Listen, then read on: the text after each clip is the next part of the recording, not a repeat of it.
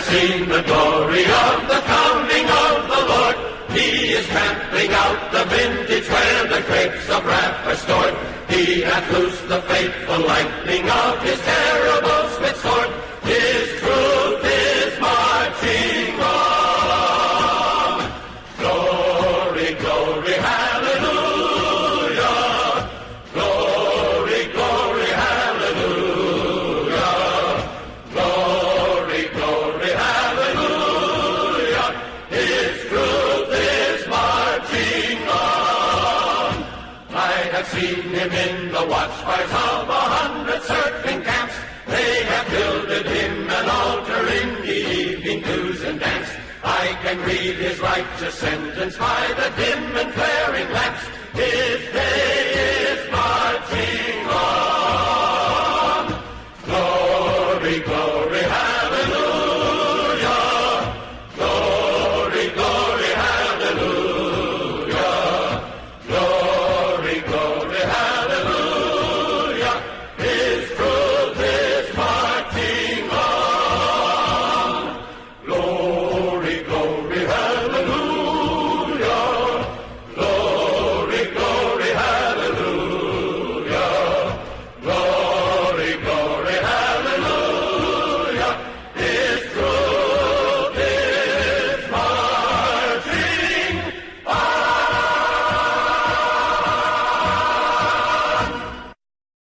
Hello there, friends. This is Shane Trejo from the Liberty Conservative Podcast, here with Rocco Lucente today for episode number 4. Got many great topics that we're going to get into today. One thing that we've been wanting to talk about, and the corporate media doesn't really talk about it, but we're talking about it here, is the Yellow Vest protest. So in France, they did another weekend of these types of protests. They're still going strong.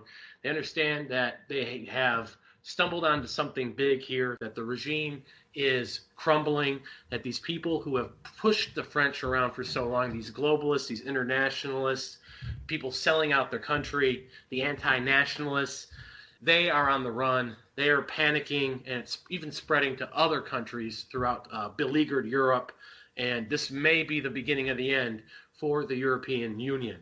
So this whole Yellow Vest protest was the start. The reason why it got started was because mobs took to the streets. People had enough. It was spontaneous. People started putting on their vests. They started doing, maybe crazy stuff, things that, people in the United States nowadays would think would be uncouth.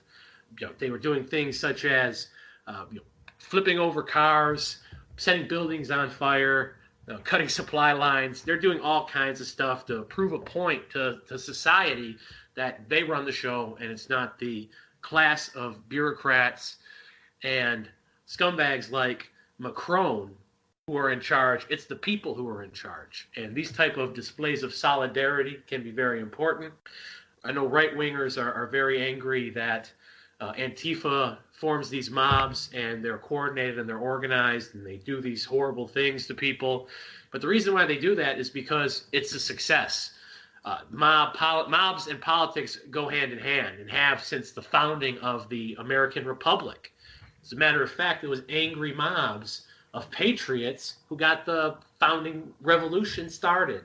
It was them agitating, burning down property, tarring and feathering people, and doing all kinds of stuff that your average conservative would be very scared to do, or at least reticent to do. These people went out there and did it, and they did it against something that in terms of what we're dealing with now is nothing compared to that.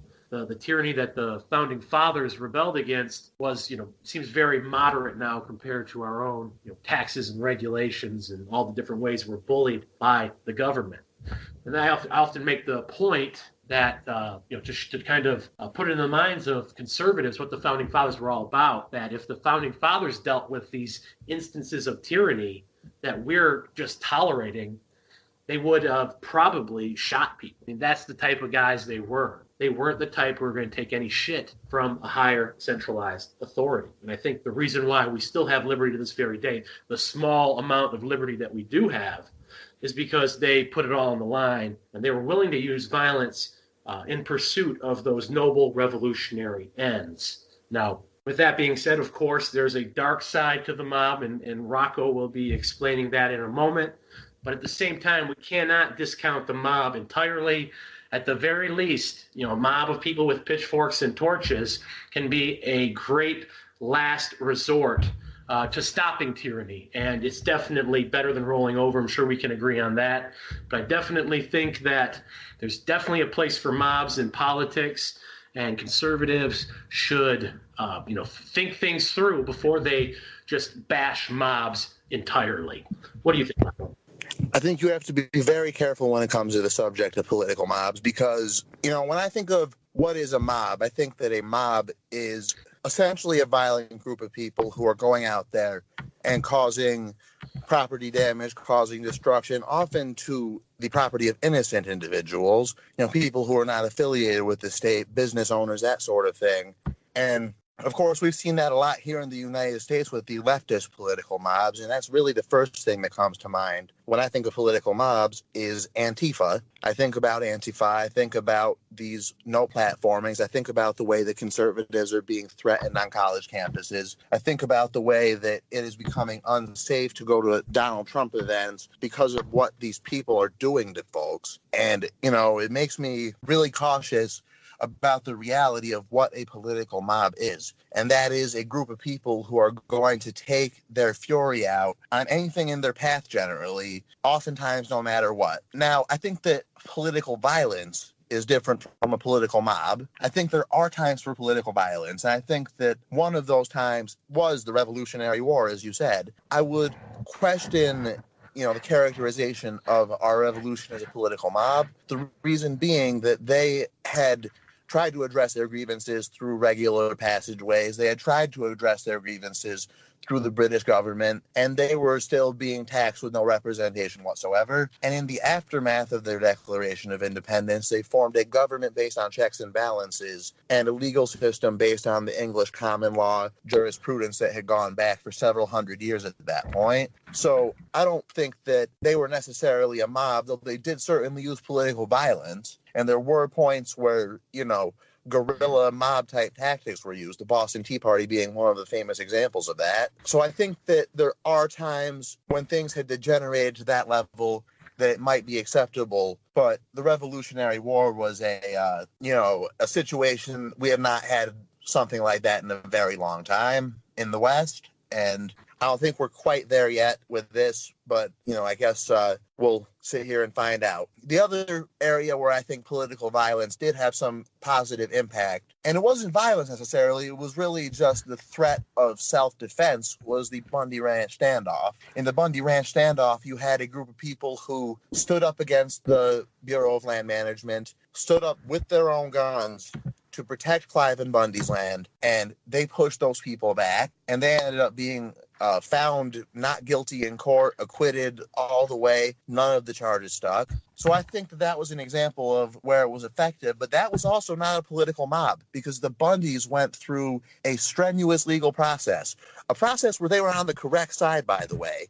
The legal precedent upon which the idea that they had to give this land up was based was laughably unconstitutional. It doesn't even pass the laugh test that the federal government can just appropriate these lands for their own purposes. There's nothing in the Constitution that gives them the right to do such a thing. So, they were on solid legal footing, regardless of what the progressive, judicial reconstructionists like to say. And the legal system was failing them at every turn and trampling on them and trampling on the county's rights and trampling on the rights of the local people. And they stood up to it. So I think that there are times where this can be effective, but those times are not when it forms into a political mob. I think that might be our core disagreement here, possibly. When I think of a political mob, I think of Antifa. I think of, some of these left-wing protests at, the G20 summits, for example. I think about all this political violence that we've been seeing in the United States recently. And certainly what's happening with the Yellow Vest qualifies, and we'll see what goes on there. And obviously, that will be a chapter of history which will inform this conversation going forward. But I think that when we look back at the record of history, we see that people who have resorted to violence as a last resort after making their case on solid moral and legal footing, those people are the ones who ended up coming out and emerging in the right. The people who resorted to mob tactics, or at least did so right away, they have always been wrong. And they have often been the people who are on the left, the people who are sympathetic to communist movements, that sort of thing. So that is why I would caution being sympathetic to political mobs. I don't think that we should give the left this sort of power to say that our side endorses this sort of thing when they have proven that they are willing to use this tactic to such a truly degenerate end. But the big problem, though, with the conservative right-wingers in America, in my opinion, is that I think the left understands that they're puppy dogs, that they'll line up and wave the flag of a country that has destroyed their freedoms, and they'll wave the flag of a party, Republican Party, that doesn't represent them at all. And they always talk about how they'll never get violent, they'll never fight for anything, and that they're just going to keep showing up and keep waving the flag. Well, that sort of gives Antifa the advantage. Antifa is willing to outright attack conservative right-wingers in the street, whether they're Trump supporters or part of the Proud Boy group. And to give you an example of where this sort of cucked conservatism really hurts the cause, after the Proud Boys went at it with Antifa in the streets of New York City, the fake news completely distorted the events and created a completely false narrative that was actually that the state of New York, their government, their liberal leftist government, went along with as how the Proud Boys were terrorists and all that nonsense. Many different conservatives came out and said prominently and just rank and file that equating Antifa with the Proud Boys. The idea just because the Proud Boys were a group of people willing to fight, that they were a mob sort of complicit in the skirmish, and that these holier-than-thou conservatives and libertarians, they stay out of the fray. They stay the hell out of the mix. They don't go they don't go anywhere where they might have to get their hands dirty. And to me, that's cowardly. And I think a lot of it goes back to the dogma that this being completely anti-mob tactics, being completely anti, getting out there and getting your hands dirty. That hasn't served us well, unfortunately. And you see it where the people who do get their hands dirty and the people who will fight for the cause, oftentimes they're demonized by the rest of the conservatives. Now, obviously, you want to have as much of the population behind you as possible. That usually does mean being peaceful at first, showing the public the injustice so that they can see it and that it affects them. And then that's when it progresses from there. Seeing what's been happening in Poland in recent years, they've been having the massive demonstrations where I believe it's over 100,000 people in the streets, lighting up road flares, and it's just very beautiful aesthetic. And if the government, I believe it's a relatively right-wing government in Poland right now, so I don't think it's going to be a problem for a while, but if a left-wing government comes in and tries to put down that protest, that might be the escalation to where the violence kicks up. And you have to be judicious about anything like this, because you are playing with fire here. If things get violent, things could go completely out of control. The yellow vests, I understand. I'm sure that there's a million different CIA people wearing those vests now in France, trying to co-opt them and destroy what they've done, because that's what they always do. So there's always going to be pitfalls. It's never going to be easy. But at the same time, the thing that we should fear the most is tyranny and submitting to that tyranny. Anything is better than that. And the sort of the ethos within conservatives is to sit on the sidelines. Oh, we're dealers in ideas. You always hear libertarians say that too. We're dealers in ideas, and we're going to get these ideas out, and that's going to fix the world. Well, a lot of people don't care about the Bill of Rights, the Constitution, the non-aggression principle. They just want free shit in their pockets. They don't care where it comes from. So it's a lot more than just preaching these ideas to deaf ears.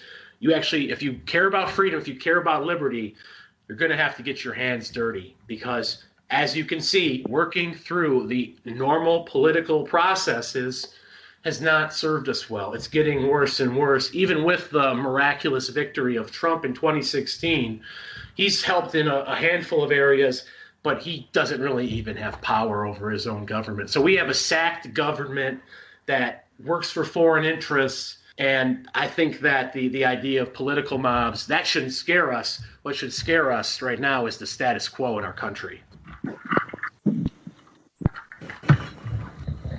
Well, I think there's a couple of points there, and certainly I agree with you on a couple of things, a lot of things there. I certainly do not like the political cockery of the current Republican Party either. I certainly do not disparage the Proud Boys. I think that maybe our disagreement on that point as it relates to the mob issue is whether or not they use mob tactics. I would argue that the Proud Boys are purely a self-defense and mutual defense group, formed because Antifa was coming to these events and harming women and children and old people and handicapped people. And there are videos of all of those. And, you know, they were coming to these events and really disrupting the rule of law, and the police were doing absolutely nothing. The liberal mayors of these cities made the police stand down and do nothing.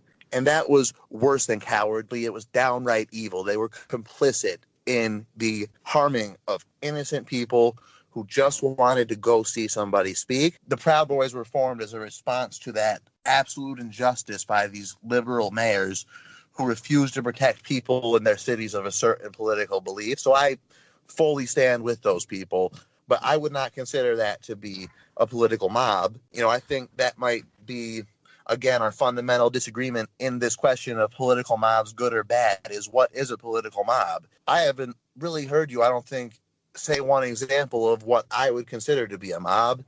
To me, a mob is somebody who goes out and commits violence, you know, not defensive violence, but offensive violence, who goes out there and actually harms people who aren't attacking them. And the conservatives have never resorted to that kind of thing. The left resorts to that kind of thing all the time.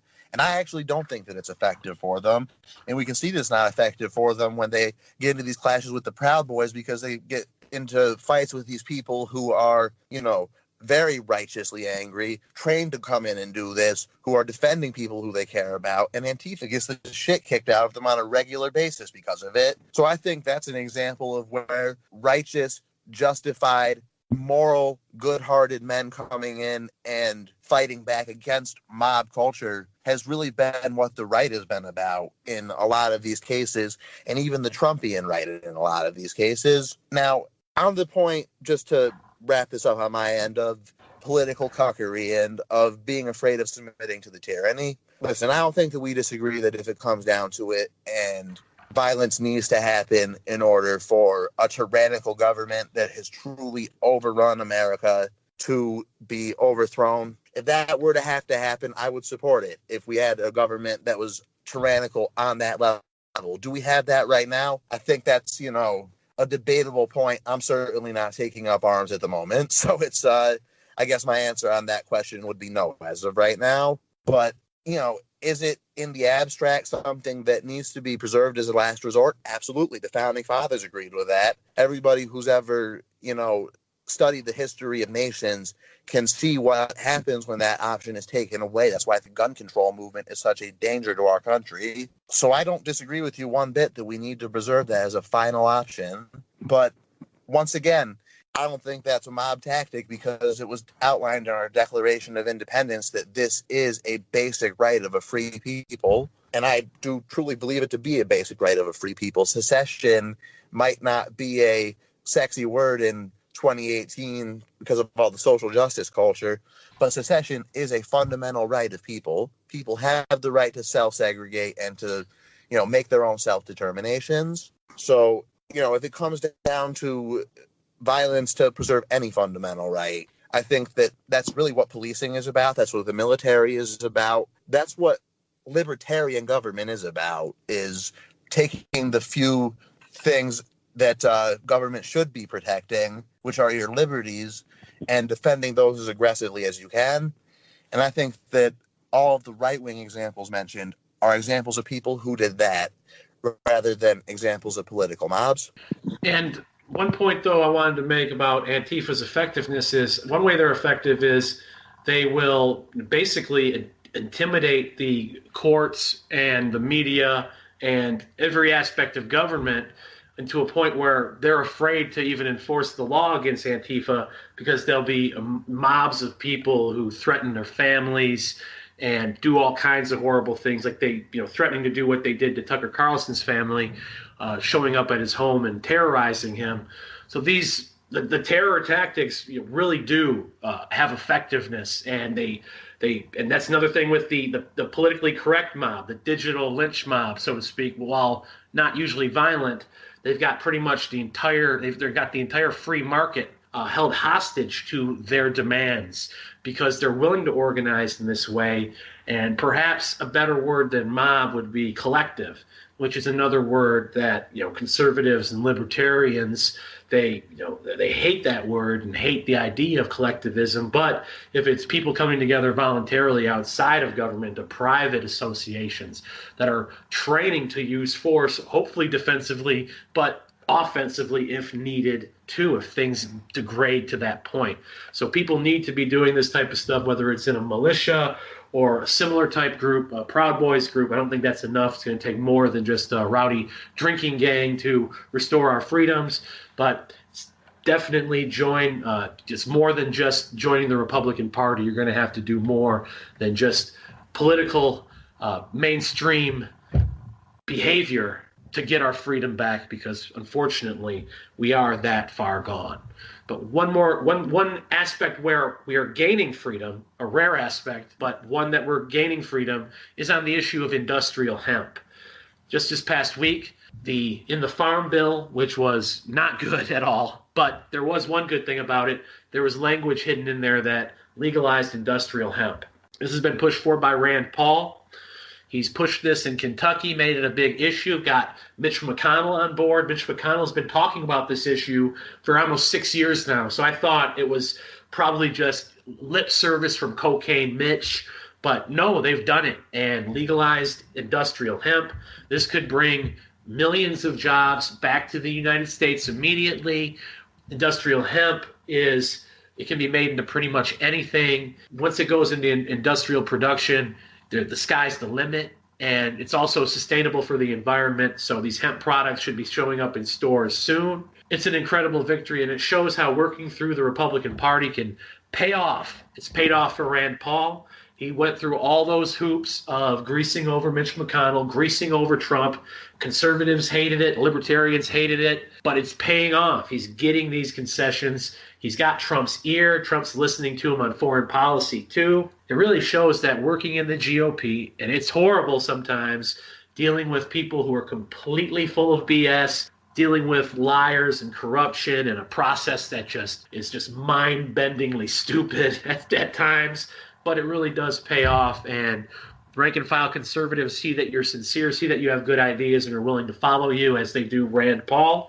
And we got a good victory of hemp. And while the debt and deficit is as bad as ever, we are getting these victories that are substantial during the Trump era, and we have Senator Rand Paul to thank for that. Absolutely, and I think that this is another example of this dichotomy of the pro-Trump libertarians, the pro-Trump, right-wing conservative populist libertarians like Rand Paul and Mick Mulvaney have been setting the standard, have been pushing forward and showing what we can do as a movement to move the ball forward for liberty during the Trump movement. And I think that, to focus on Mick Mulvaney for a second, this is somebody who came into the Trump administration and rose to budget director, and now is the acting chief of staff. So he is somebody who has really impressed Donald Trump. There have been reports that Rand Paul is somebody who Donald Trump really finds a lot in common with, especially on the foreign policy issues. And there was a report, I believe it was Politico, who said that they even like to thumb their noses mutually as some of the neocons within the administration, which that was music to my ears. I don't know if it's true. You can never believe the fake news, but if it's true, it's wonderful, wonderful news. So, I think that what Mick Mulvaney and Rand Paul have done to, endear themselves to President Trump has had real consequences for liberty. Some people have denigrated this hemp victory and said that this is small potatoes. This is not even cannabis. So who really cares? And I would argue actually that this is a bigger issue than the cannabis issue. I live currently in Tioga County, New York, which is a rural, agricultural, very poor community. And Kentucky is like that. West Virginia is like that. There's a lot of places in the Midwest that are like that. And these places need new economic choices. They need new things that can revitalize their communities that have been shattered by the departure of factories, communities that have been shattered by the, erosion of the family farm, communities that have had no chance of coming back for decades and decades now. And will hemp solve that? Maybe not, but it'll help. It'll certainly create some jobs. It'll certainly create some economic growth. It'll certainly create some value in some areas where it did not exist before. And that's going to help people in a way that, the left likes to talk about helping the poor, but this is how you actually help the poor, by enabling the free market to let people grow things on their own land and profit from them in a way that, is just and righteous. And it's not right that these people have been prevented from using industrial hemp for this period of time. It's not right that these people have been prevented from utilizing their property. If they are landowners or people who want to buy land to do this, they've been prevented from using their property to its highest and best potential use. So I am very happy to see that this has happened. It is a good point that you make that the Farm Bill itself was a disaster. I would have certainly, I think anybody who's libertarian would vote against that. I believe Rand Paul voted against that. I think that it's a pretty standard libertarian position. But even on things like that, where you don't have, a bill that is remotely good for you, if you can carve out a little something like the legalization of industrial hemp, where you can get a victory, you can actually move the ball forward for economic freedom a little bit. And that is really, all we can ask for from these people in the Trump era. And I think that it's going to really be telling when you look back when President Trump is finished and you see what people like Rand Paul and Mick Mulvaney accomplished versus what the more cucked libertarians like Justin Amash, Bill Weld, Gary Johnson, Reason Magazine, what all these people accomplished, which was nothing. We're going to find that Mick Mulvaney and Rand Paul were able to move the ball forward and that these other people were not. Yeah, they're the stars of not just, the Trump administration, but the Republican Party and how it shifted since the days of George W. Bush. A lot of times I think libertarians and conservatives can miss the forest for the trees, but just think about how the landscape has changed. While there are some neocons like John Bolton who sort of adapted with the times, they're not done yet. Senator Tom Cotton is about their last hope as a senator. Marco Rubio is pretty neoconish, so they're not completely out of it yet. But just the fact that the Weekly Standard has gone under. This was the most influential magazine during the Bush years, where you would pretty much read a Weekly Standard just to understand the mindset of the Bush administration. This was a magazine that set public policy effectively for the United States. Well, it's going under. No one's reading it. In the last few months, they had to blatantly switch to leftist propaganda. They were doing gushing profiles on people like Cory Booker over the last few months, and even the never Trump Republicans woke up and said, I don't want to read this trash, and then they went under. Bill Kristol, King Neocon himself, Mr. Project of a New American Century. He helped write the notorious manifesto that laid out all of Bush's plans before 9/11 conveniently happened. So Bill Kristol, Mr. Neocon, he's getting money from a leftist connected to George Soros named Pierre Omidyar. I think I probably butchered that last name, but he's getting funded by this big name progressive oligarch.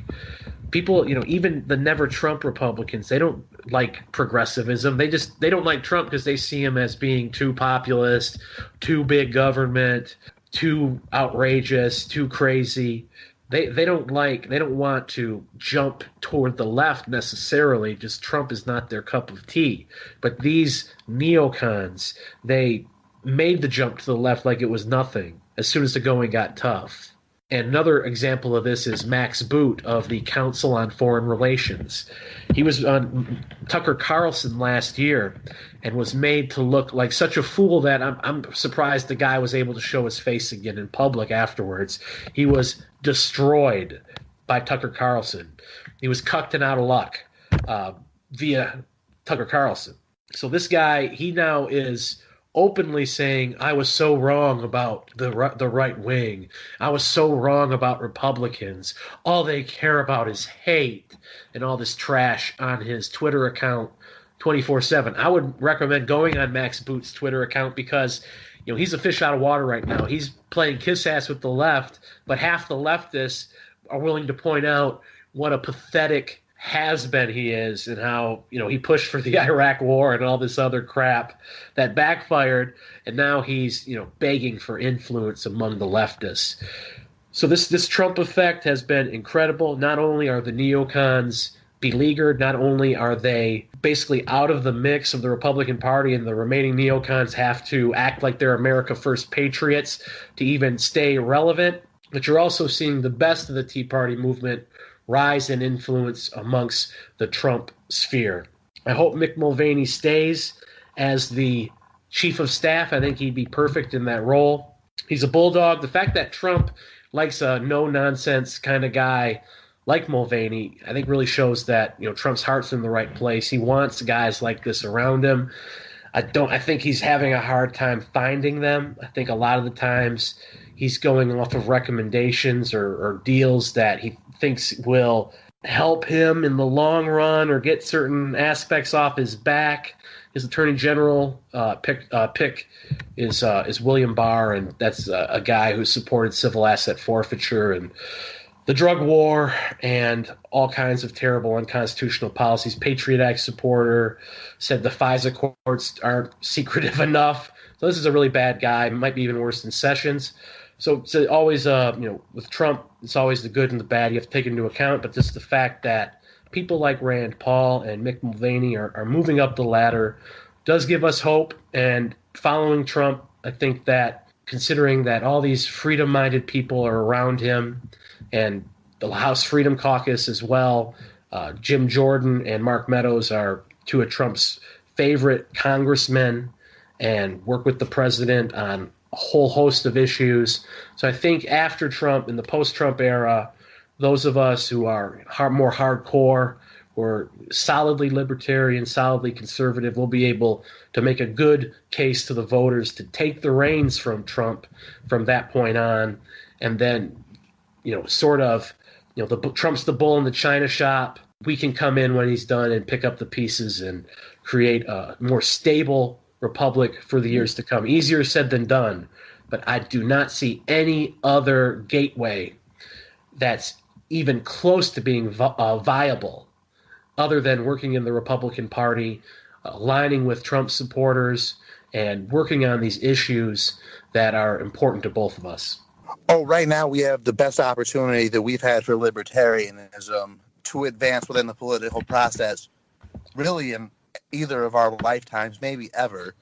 I mean, as you pointed out, the Weekly Standard is out of business, and Max Boot is a Democrat now. The neoconservatives within the Republican Party have lost their prestige. They've lost their grip on the population. Really, I think they lost their grip on the population during that epic Republican debate, and I believe it was South Carolina, where Donald Trump just kept dropping truth bomb after truth bomb about the Iraq War, about George W. Bush, about all of these things that, used to be Republican orthodoxy. And he has exposed that these things are no longer sacred issues to the Republican voter. Neocon foreign policy interventionism is not guns. It is not abortion. It is not low taxes. It's not one of these line in the sand issues that if you cross it, Republican voters will abandon you en masse. And libertarians right now have an opportunity to take control of the foreign policy narrative within the party that is unprecedented. And we should really look at it and see what these people are doing, see how high they're rising in the context of their associations with the president. And, the opportunities that we have right now will not be here forever. And we have a president in office who basically has libertarian instincts. He doesn't think that these government people are, anything special. In fact, he thinks that they're incompetent. He thinks that they have ruined everything. And the more he gets into his presidency, the more he is sounding like a libertarian. A couple of weeks ago, he was actually talking about cutting the defense budget. And, he ended up backing off of that, which was highly disappointing. But the fact that, such words came from a president's mouth was incredible. He called our defense spending crazy in a post on Twitter. So Donald Trump has been a president who has moved more in the libertarian direction as he has stayed in office longer and longer. And I think that the point is, for the libertarian movement, the people are recognizing this, and you're seeing that in the drop-off in readership in the Weekly Standard. You're seeing that in the fact that the neoconservative commentators are becoming more and more leftist sympathetic, becoming more and more defined by their hatred of President Trump, and becoming more and more of a movement that people who remember these times are going to remember as toxic to the rest of the conservative movement.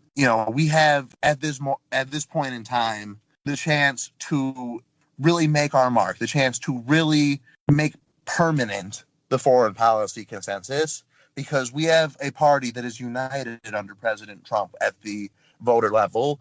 At the politician level, it isn't so much, but at the Republican voters, you saw it in the midterms, they're basically united behind the president. So these people are going to be treated to at least 2 more, hopefully 6 more years of this president thumbing his nose at the neoconservatives proving their disloyalty, not just to President Trump, but to them.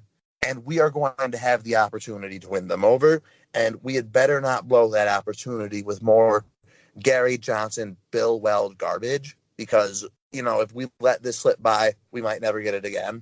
That's my big problem with Justin Amash, is by standing against Trump at every turn, to the point of even siding with the deep state, which made me lose all respect for him. And even though he's got a good voting record, I can never support him again after siding with Comey and the FBI and repeating the company line from the deep state on the whole Putin summit. I can never support him again or trust him as a leader. What we need is people like Paul, Mulvaney, Massey, who are sidling up to Trump and his supporters. That's the obvious path forward. And we need to look at people who aren't willing to get with the program, either because they're too stupid or their ego's too big or their butt hurt. Whatever it is for Justin Amash, he's not the leader we need moving forward. But speaking of leaders, we got the leader of the Conservative Party in Britain, Theresa May, the feckless woman. She was supposed to be a symbol of feminist power, but her entire regime is collapsing. She's another Angela Merkel. She was brought up for a no-confidence vote by Parliament. Eventually, if this no-confidence vote was approved, then she would essentially be out of power and someone else could take up the Brexit negotiations. Theresa May is trying to make it so that the Brexit is a soft Brexit, that it's a Brexit in name only. She's negotiated this way, and it's completely become a farce. The Conservative Party is cratering. The Liberals, led by Jeremy Corbyn, he is a far-left guy who makes Bernie Sanders look like a moderate by comparison, but he's gaining traction. He might be able to take over the government, become prime minister. That is how bad the May government has failed. And this is a conservative government, not in the sense of limited government, free markets, and that type of jazz. This is a conservative party and a conservative government that stands for neoliberalism. So what they want is more refugees, more immigration, low taxes maybe, for the rich and wealthy, but at the expense of the lower classes. And, of course, corporate dominance, no free markets, large spending, large deficits, so on and so forth. So a really bad policy. Of course, they're also behind internet censorship. What they're trying to do over there right now is ban memes. They're coming after the memes. They understand that they're so popular, they're infectious, they make the regime look bad. So they're coming after memes, trying to criminalize them. And the Conservative Party is largely behind that push. So we think we got it bad here with the Republican Party being so cucked. Well, at least the leader of the Republican Party is Donald Trump. badass, Chad, alpha male, ass kicker, the best in the biz. So we at least have a great figurehead at the top of the Republican Party. The Conservative Party, the Tories of Britain, don't even have that. So what do you think the ramifications will be of this no confidence vote failing and essentially May being strengthened in her role as figurehead over the Brexit? I think this is going to lead to a popular revolt within the Conservative Party in Britain. I have some friends who are from the UK, and when Theresa May was, when it was announced that she was going to be prime minister, people who I knew from there worried about something like this happening. They said that she was a very establishment figure. She was not somebody who, they thought was going to take a hard line on the Brexit stance. And that's what we've seen. It's a really unfortunate thing that she has turned out to be everything that some of her more conservative critics feared that she would be. But I think that, the real point is that this is going to help people like Nigel Farage. This is going to help UKIP. This is going to help the third-party movements of people who want to actually push back against this, demographic push via immigration to increase the percentage of Muslims in Britain, which certainly seems to be what they're trying to do when you look at the raw numbers. And, I think that Brexit fundamentally was about that. Brexit was about immigration. And they have spat on the will of the people by trying to do this soft Brexit. We hope it doesn't turn out that way. But I don't have a lot of confidence at this point. They've been dragging their feet for way too long. They've been doing things at the last second the whole way through. And, there's nobody who is in government leadership in Britain, it doesn't appear, who actually wants to get this done, who actually wants to have a Brexit from the European Union. And, I think that's why a no confidence vote was warranted. It's really too bad to see that it failed, and you're right, it shows that the conservatives in Britain are really no less cucked than our Republican Party. But, I think that the people in Britain are really starting to wake up and rise up against this stuff. The fact that the Brexit vote happened at all is a great sign of that fact. And I think you're going to see UKIP rise further in this next election. I don't think that bringing in people like Tommy Robinson and these YouTubers is going to hurt them at all. In fact, I think it's going to help quite a bit, because people in the country, when a government lies to you in a way that a politically sophisticated person can only see, that's one thing. That's something that they can get away with. But when they say that they are going to do a vote and they will abide by the results of that vote, and then the vote happens and they seem to be doing everything they can to avoid the actual consequences of it, that's something that regular people can see. And that's something that should upset anybody who cares about the results of elections, anybody who cares about Republican government, anybody who cares about the right to self-determination of a free people. These elites have tried to hijack this process and tried to make it less and less, of a true separation, all under the premise of trying to get a better trade deal, which I understand that Britain needs to work out their trade relationship with Europe. But the way that that has been handled has seemingly been as almost an excuse to not do this. And when I see that happening, it's highly disappointing. It makes me think that some of my friends who were skeptical of Theresa May were correct. And it makes me think that there is very much still a need for a UK independence party and a true right-wing movement in Britain, because these people in the Conservative Party in leadership, it's just like our own Republican establishment. They don't actually care about liberty. They don't actually care about nationalism. They don't actually care about self-determination and the right of a free people to make decisions freely for themselves.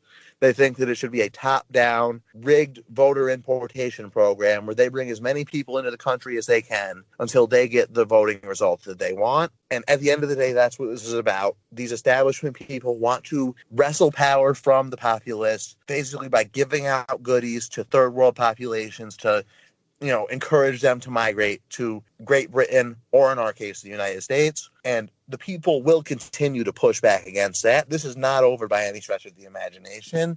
I imagine you are going to see a much greater, much more hostile reaction to this than you even saw with the Brexit vote, because the will of the British people is being violated in a profound and really quite sickening way.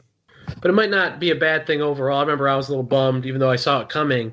I was a little bummed that Macron beat Le Pen last year, but it turns out that Macron winning, putting that idiot up there to be a clown and make a fool of himself, stoked the populist fires probably better than Le Pen ever could have in power. So sometimes it's better when these awful puppets who are fledgling and hated by the people and an embarrassment, just like Theresa May certainly is. Those type of people, when they're let to hang out to dry in power, that can often be better than actually, putting a populist in power who's going to have a lot of impediments, as Trump has in the United States. They're going to have a lot of impediments stopping them from doing just their basic electoral mandate. The only guy I've seen, get around that is Salvini in Italy, and I think the situation is very good in Italy to institute right-wing populism, much more so than a place like France or Britain. But moving on to another topic, we're going to talk about net neutrality. It's been about a year since net neutrality was the big bugaboo. Ajit Pai, the head of the FCC, he announced that he was getting rid of net neutrality rules that were enacted by the Obama regime. The liberals wanted us to believe that Obama and these tech corporations just wanted to protect internet freedom. That's why they wanted government control over the internet, just to stop evil capitalism from taking away your quality internet. Well, in actuality, all net neutrality would have done was open Pandora's box for government regulation and done nothing just to protect internet freedom. We'd probably even be worse off in the Orwellian push to silence dissidents from the internet if the government had these regulations still in place right now. But luckily they don't. And as we've seen over the past year, the sky hasn't fallen. There isn't all these different fees. And the corporations that were hogging all the bandwidth, namely Netflix, YouTube as well, but namely Netflix, that they're going to have to invest in their own company to be able to get their product out to people with less bandwidth, so that they can actually improve their operation rather than essentially having the a subsidy for it. That's what net neutrality would have been. People would have effectively had their porno and their porno and Netflix bandwidth subsidized through this law, and there would have been hidden costs all over as well, and as there is for any sort of anti-market government regulation. So the idea of net neutrality seems so dumb to me from the get-go. The fact that all these techies on Reddit, these statists, these cowards, that they were pushing for it, they were kissing Obama's ass over it. Obama thanked Reddit for helping him get it through when it went through. It was all just so sickening to me. And frankly, over the past year, the same people who are pushing for net neutrality to protect internet freedom are the top cheerleaders for the draconian Big Brother takeover of the internet. So I cannot express my contempt for these hypocrites enough. And I think a year later, we can really look back on these people and these leftists and just see that they can never be taken at their word on anything, because everything they push for is a lie. And net neutrality is a great example of that. It's a great example of how leftist hysteria in the face of attempting to perform a government takeover of a major industry just doesn't pan out in reality. We were told about a year ago that net neutrality being repealed was one of the biggest consequences of the Trump administration, that this was going to lead to people having to pay for Netflix, having to pay for YouTube, having to pay for Facebook. I saw memes that said Facebook $5.99 a month, Netflix $7.99 a month, et cetera, et cetera. Of course, you already do have to pay for Netflix, so in some senses they didn't make sense. But the point was you were supposed to have to pay for every single website that you were going to be using, and that was obviously false. It's been a year now, and there have been absolutely no major changes. Any mea culpas from the left? Absolutely not. The only articles you will see from it are basically liberals saying, oh, well, something hasn't happened yet. So, we will keep waiting to see what the Trump administration is going to do to the internet. There's absolutely no sense of shame, no sense of maybe we were wrong, no sense that they completely jumped the shark and, we're talking complete nonsense. It's just right on to the next talking point, right on to the next attack. We hate Donald Trump. That's the whole point. No facts, no logic, nothing. So I think here's the real story on net neutrality. It is a matter of history that the only 2 years in the history of America since the internet was invented that broadband investment went down from the previous year were the 2 years after Barack Obama passed net neutrality. I will repeat that. The only 2 years in the history of this country where we had less investment in broadband in this country than we did the year before were the 2 years after net neutrality was passed. Then Donald Trump repealed it, and we're right back to having investment in the internet again. So this shows that the government regulations do harm investment. They do harm the free market. They do harm our capacity to bring internet to more people. And this might not really impact somebody who lives in an urban area and has, broadband providers readily available to them.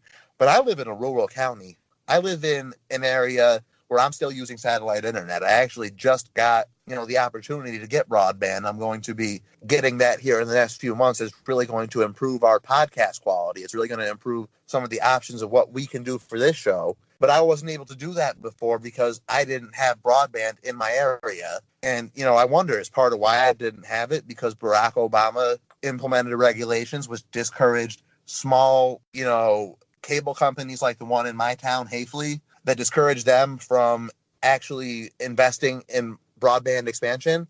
I think it had a lot to do with it. So this really harmed the expansion of the internet. And I think that, it's an example of how you shouldn't listen to these leftists when they make these hysterical claims. They never turn out to be true. And it's all just a power grab. It's all just an attempt to scare you into giving them the control so that they can then turn the guns on you once they have it. And I think that net neutrality is a terrific example of why we should never, ever listen to these people.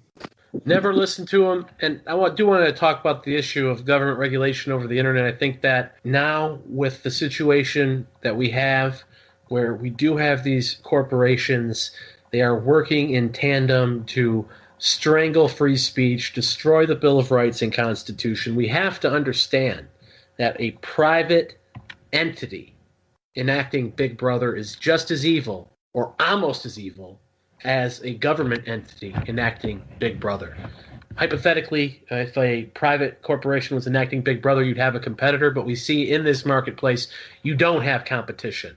The competition doesn't exist. If you try to create a new social media provider to take out Twitter, well, they will take you out of the App Store so people can't get your app. They will freeze you off of payment processors. They will, Visa and MasterCard will say you cannot use our services. You cannot get money. You'll be frozen out of the banking system. You'll have your domain name taken from you. All of this stuff is what happens. It's a blueprint. It was done on the alt-right first, then the conspiracy theorists. Now it's being done on mainstream right-wingers. And right-wingers are hamstrung by their ideology of free markets. They don't know how to push back against this. So I'm very much open to the idea of changing regulations around.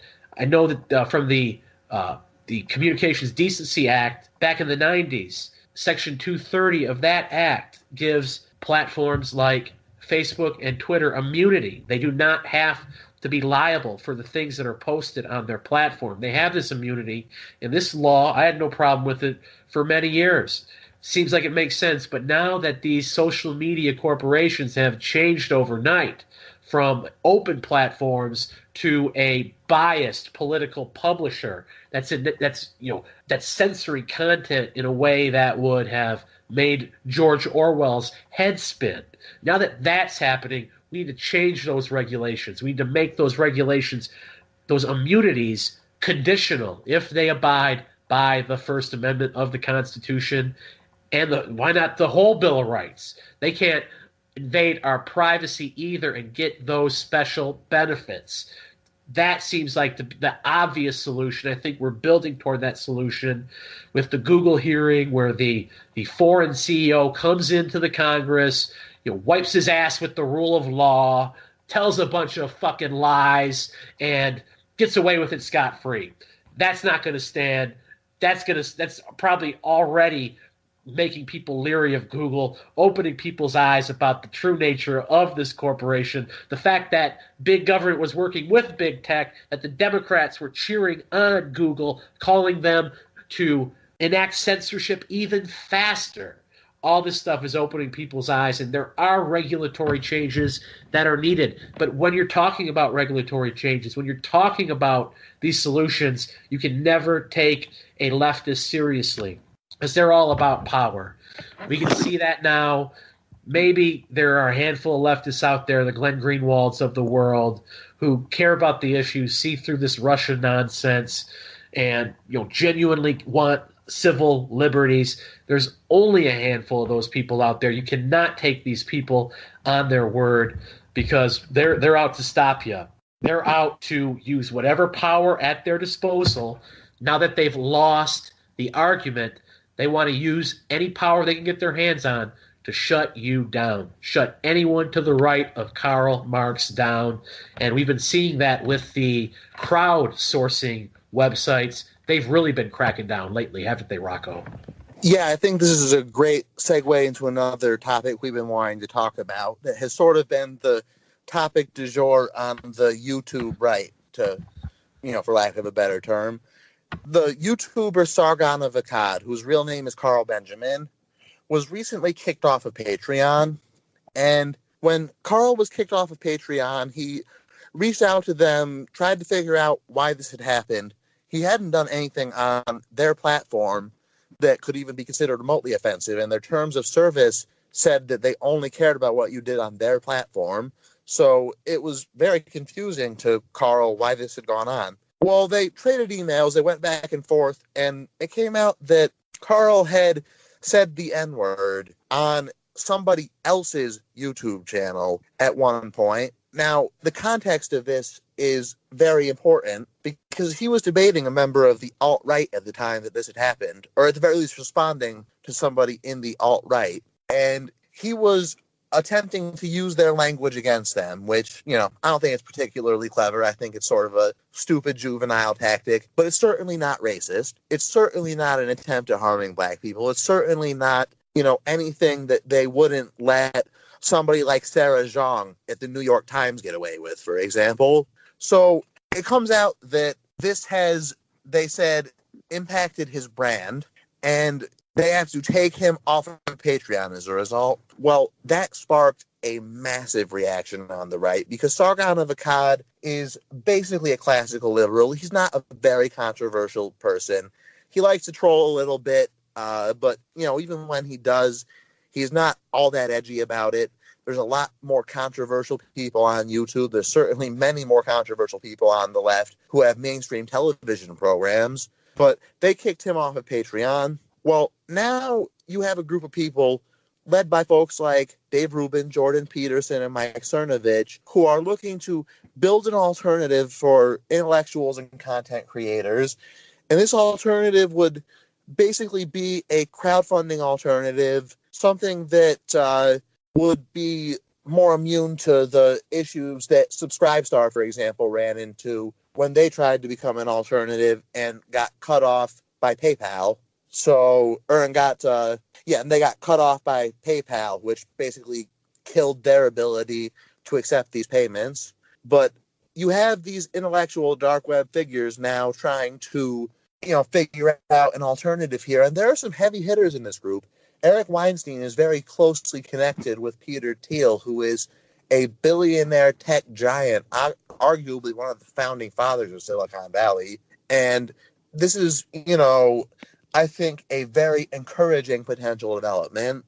I understand the temptation to push for regulation here. I think that what we have to remember is, society, is that we are still at the beginning of the history of the internet. We are still really at the start of this game-changing medium, which is going to impact our culture for hundreds, if not thousands of years to come. And we haven't really figured out what the alternatives will be to get around something like this. Just because we don't have an alternative now doesn't mean we won't come up with an alternative tomorrow. It seems like there are some very intelligent people who are working on an alternative as we speak. And I would like to see what they come up with before I start talking about expanding regulations. The collective might of a free and intelligent people who are trying to solve a problem in a way where it will be monetarily beneficial to them if they solve it, well, that solved more problems than anything else in our history. This is a model that has worked to a greater degree than anything else in the history of the planet. It has led to more human prosperity than any other system. And I think in the absence of really knowing what to do, we need to rely on that, because the truth is that the government taking over is also not going to help. If we have all these government regulations, then eventually they're going to use the pretext that they have regulated to implement further regulation and just have an outright government censorship. And then I think it'll all be over. So I'm really looking forward to seeing what these people who Jordan Peterson and Dave Rubin are working with come up with. I think it's a very exciting development. And even if that doesn't end up being the solution to all of this, there are solutions out there. Cryptocurrency coming back might be something that we have to look at. We might have to look at crowdsourcing some, funding alternatives, some banking type institutions. We might have to get a little bit creative here. But the fact of the matter is that's because right-wingers in previous generations sold us out in the culture war, and now we're here. And now we're at a big deficit. So, we have to understand that it is going to be hard to get out of this place, and we are going to have to scratch and claw and fight with every ounce of our being to do it. So, I'm ready to strap in and see what can happen. I think that we're probably facing a situation where it might get worse before it gets better. But in the end, I really believe in the ingenuity of free people who have a marketplace of millions who want this to happen, a marketplace of millions of people who want this problem to be solved. I believe that there is somebody out there who can resolve it. And once that person emerges, I think that the notion of regulation is going to look foolhardy in retrospect. But a good point made by Alan Bukhari, who was the former partner of Milo Yiannopoulos. I believe he still works for Breitbart Technology Division. He made a very good point on his Twitter. He said, Patreon alternative won't work, by the way. Maker support was an alternative. Subscribe Star was an alternative. They both got deplatformed by payment processors. Well, then you want to build an alternative to Stripe or PayPal, which are the payment processors, then Visa or MasterCard will stop you. You can't win. So that's what he posted in response to the news that Jordan Peterson and his crew were getting together to make a pro-free speech platform that will crowd source funds for different right-wingers. First off, that might work to a certain extent because it does have that star power behind it. Jordan Peterson's pretty mainstream academic, and if he's at the helm, then it would have more credibility than if some alt-righter or some fringe libertarian is doing this type of stuff. So I could see it going further because of the people who are behind it, but I also see it'll either be cracked down upon or they will fall into the same trappings and they'll start banning people and they'll become just like Patreon or GoFundMe or something like that, or Stripe or PayPal, whatever services they start, they will be forced by the system into complying by the same rules that are being imposed on everyone right now. And I think that, not a new, obviously you could nationalize these corporations or you could classify the social media corporations as utilities. Those are ideas that have been thrown out there that I think would be heavy-handed instances of government overreach. But I think that just changing the Section 230 regulation, a slight technical change, could fix this problem in the least invasive way imaginable. So moving to our final story, we are going to talk about something that's really disgusting, really hard to believe. A lot of people will not believe it until you show them visual proof that this is actually happening. The 10-year-old drag queen the child drag queen who's trans and gay and all that stuff. Desmond is amazing. You may have seen him on Good Morning America. He's being promoted by the mainstream as something that's acceptable. He's a transgender child. His parents have put this in his head. He's supposedly been transgender since he was like 3. It's been getting weirder and weirder. You see the kid, he's very strung out. He does not look healthy at all. He can't really, it doesn't really express himself in a normal way. He seems jittery. He seems like he's on drugs. He seems like he's an abuse victim. And you can only imagine the things that are happening behind the scenes where he's being victimized. Well, now it's not just happening behind the scenes anymore. It's happening in broad daylight. This child is being groomed in broad daylight, and they want to expand this to other kids. The most recent story was broken by Milo Yiannopoulos on his Dangerous.com website. This 10-year-old drag queen was dancing on a table at a gay club in New York City late at night. Probably an atmosphere that's not healthy for a young child to be in. Any bar for a young kid would be bad, but being on a table dancing with lecherous homosexuals throwing money at you, there's pictures of it on Milo's website, and it's really hard to believe. It's hard to believe that we've gone so far. We've dropped so quickly, from being a moral Christian nation to being to a culture that will literally tolerate any level of filth and degeneracy. We've fallen hard, Rocco, and I think that modern day America is basically Sodom and Gomorrah on crack and steroids. That may be somewhat humorous if it weren't true, but unfortunately it is true. And if you look at what's happening with Desmond is amazing, that's what they call him. They hide behind tolerance. They hide behind, he's a groundbreaking kid. This kid's being exploited. He was dancing on a table while gay men threw wads of cash at him. So, Rocco, what do you have to say about this whole affair? The attempt to normalize the sexualization of children is advancing at a rapid rate, and I don't think I've ever seen anything as despicable as what's happening right now. So I've seen 2 major stories in the news recently related to this. One of them was there was a video. I saw it on InfoWars, but it's been making the rounds on the internet of a drag queen story time class where you had these, these fat men in wigs and dresses literally doing sexually suggestive dances in front of 3-year-olds. And now you have Desmond is Amazing, who, when he was making the rounds on the news, I didn't like the fact that he had all sorts of makeup on, that he was prancing around, behaving like a very flamboyant homosexual when he's too young to even really know about his sexuality, and just very clearly attempting to be sexualized. And now we see this happen.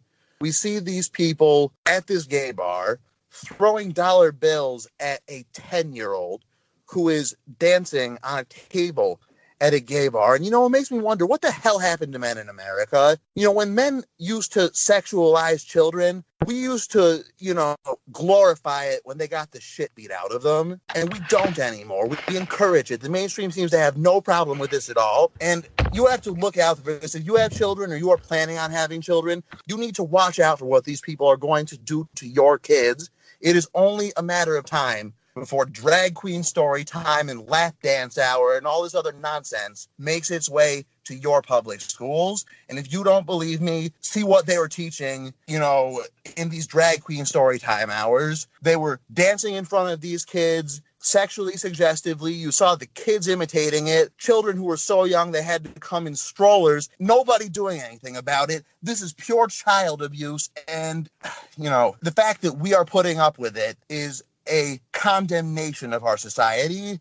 The fact that people on the right aren't speaking out about this because they are too afraid of being called homophobic, because they are too afraid of being called anti-transgender, because they are too afraid to stand up for what is right while children are being abused, and it is their job to protect these children, It is an absolute disgrace. And if you are one of these people, to be perfectly honest with you, you have no soul. You have no soul at all, because you are willing to trade the innocence of a child for social acceptance among a bunch of people who are willing to accept that something like this is okay. So, obviously it makes me very, very angry to see what's going on here. And it's incumbent on all of us to speak up about it and to call it what it is. This is pedophilia enablement. This is child abuse.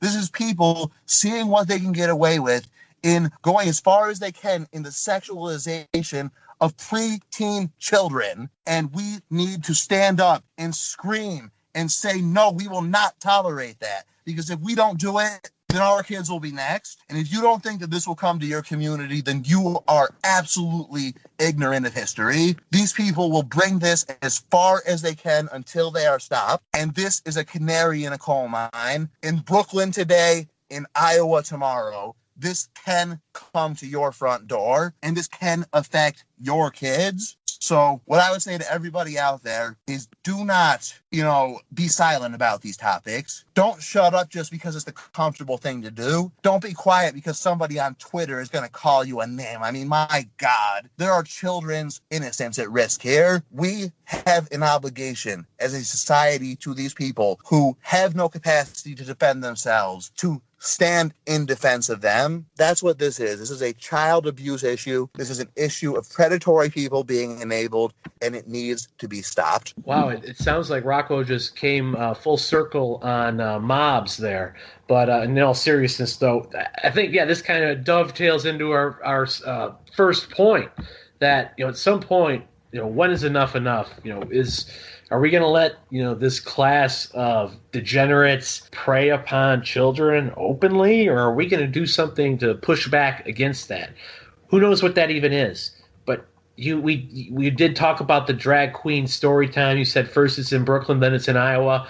Now they're already putting this. I remember seeing that they were bringing a drag queen story time to Tennessee. So it's already happening everywhere. It's probably happening unbeknownst to you. One of the drag queens even admitted we're grooming these children. That's their exact words. So this is recruitment. This is basically the fulfillment of all the predictions of the Christian right that I would have thought was far-fetched. I thought that the gay agenda was generally, they just wanted basic rights, people to stay off their back, maybe get married, that, while there, is some sort of, that there was an underground culture related to homosexuality that, had a lot of abuses. I thought that was mostly due to it being driven underground for so long. But over the last few years, when the gay rights movement got a foothold, they immediately transitioned from tolerance to you must accept all of our dogma, and now our dogma is getting progressively more degenerate and predatory and insane. And now it's such an atmosphere where you can't argue against the sexualization of children without being called a homophobe. So I think that perhaps if they're coming for your children, if they're coming for the souls of your children, for the purity of your children, to groom them into a satanic lifestyle, and that's probably the time where you might want to start forming a mob. But on that note, this is episode 4 of the Liberty Conservative Podcast. I hope you've enjoyed it. We tried to cover some colorful topics and talk about things that a lot of the other people in the right wing are scared to broach. Check us out on many different podcast providers: iTunes, Spotify, Stitcher, TuneIn, Spreaker, and many others. Check us out on Minds.com. Subscribe to us there. That's going to be our main portal. We're going to be on Minds.com/LC podcast. While, we talk about regulating tech, and we talk about, should it be deregulated? Should the regulatory status be changed? We do support the competitors. We hope they can be viable. We hope that the free market, or as the market is as free as it is right now, that people will choose a social media provider that respects their rights and respects their freedom. And we're definitely supporting Minds.com. I think it's the best provider as of right now that could possibly take down Facebook and Twitter and their monopoly at some point. So check us out on minds.com/LC podcast. Hope you enjoyed the episode. We'll be back next week. For Rocco Lucente, this is Shane Trejo signing out.